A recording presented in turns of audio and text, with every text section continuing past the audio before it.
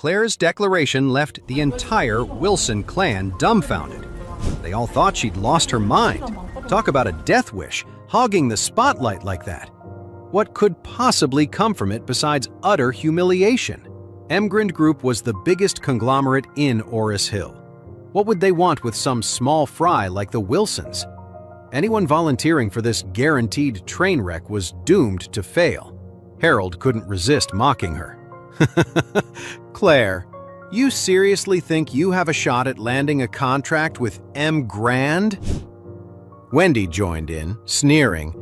Get real, Claire. You know your place, and you know where Emgrand sits.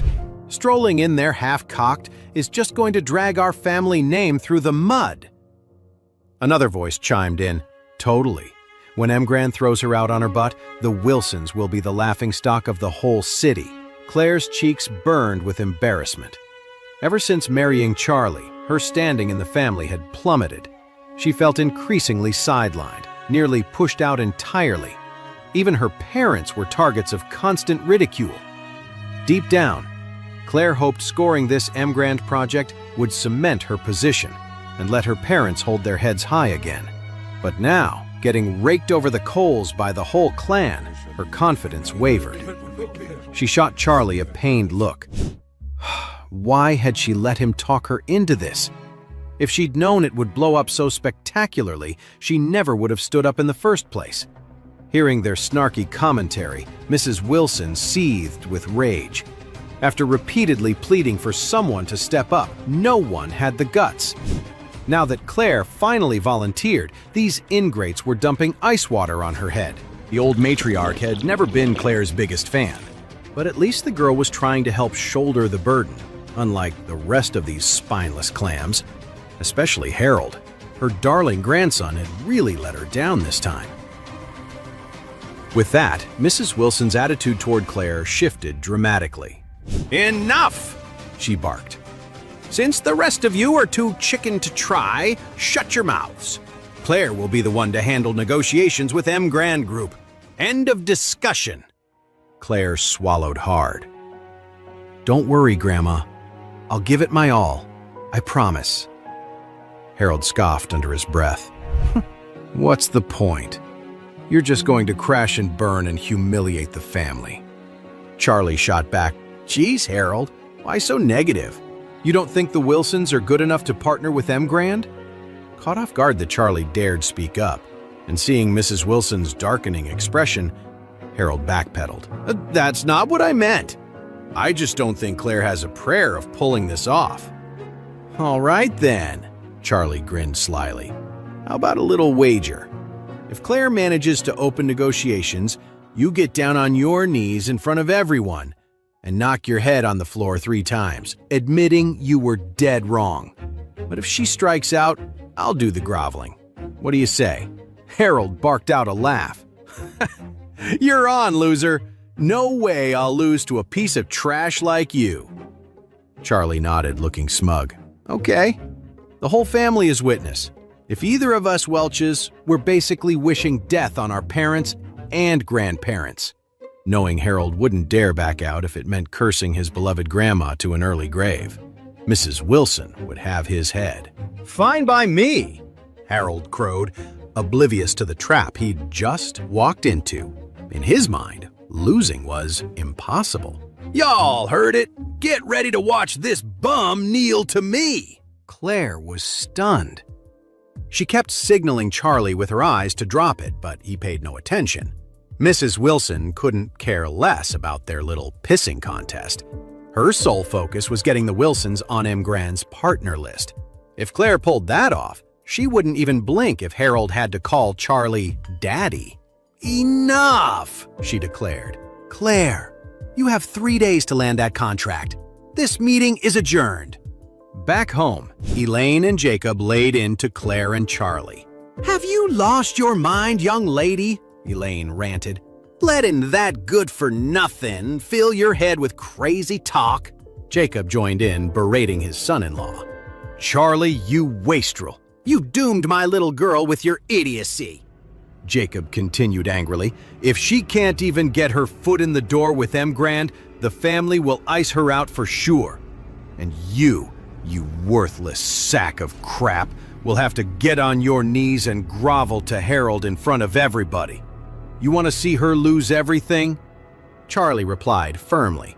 "Listen, Dad, Mom, if Claire can just open a dialogue with them initially, it'll solve all our problems." "Shut your trap," Jacob snapped. "M. Grand Group is way out of our league. Why would they even give us the time of day?" Unfazed, Charlie smiled. "Maybe they will. Who knows? I truly believe Claire's got this in the bag. She'll bring home that contract. Guaranteed." Elaine's nostrils flared as she sneered at him. "Oh, you think so? What are you, the frickin' chairman of M. Grand? Quit talking out your butt, you useless turd. Shut your pie hole already." Seeing their relentless attacks on Charlie, Claire, "Mom, Dad, this isn't his fault. I'm just sick of being looked down on. Haven't we eaten enough crow over the years?" Elaine shot back. "Then you never should have agreed to this. Forget you. Even if your grandma herself showed up, M. Grand wouldn't give her the time of day." Charlie watched the absurd scene unfold with a wry smile. His snobby in-laws would never believe the truth, even if it slapped them in the face. He was the chairman of M. Grand Group, for crying out loud. Just then, there was a knock at the door. "I'll get it," Elaine huffed, pulling it open. In waltzed a snazzily dressed young man in a designer suit, sporting a luxury watch that had to be worth at least a few million. He was the total package: looks, style, the works. "Well, if it isn't Wendell," Elaine gushed. "What brings you here?" This was none other than Wendell Jones, scion of the powerful Jones family and Claire's longtime admirer. Flashing a megawatt grin, Wendell explained, "Hey, Auntie, word on the street is Claire's spearheading the M. Grand partnership. I'm here to offer my expertise." "Oh, you're a lifesaver!" Elaine practically swooned, welcoming him in like a conquering hero. "So, Wendell, got any bright ideas for helping Claire land this contract?"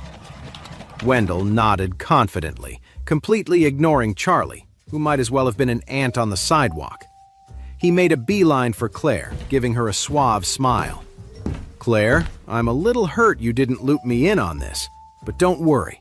My company has an in with M. Grand. I'll have my dad pull some strings, go to bat for you 100%. In reality, Wendell's father wielded nowhere near that kind of clout. This was all a ruse to impress Claire. She'd always sensed his underlying agenda, so her reply was frosty. "That's very kind of you, Wendell. I appreciate it, but I'll handle this myself." "Are you out of your mind, girl?" Elaine sputtered in disbelief. "Wendell is graciously offering to help, and you give him the cold shoulder?" Claire fell silent, but Charlie piped up, clearly amused. "Color me curious, Mr. Jones. What exactly can you do to grease the wheels?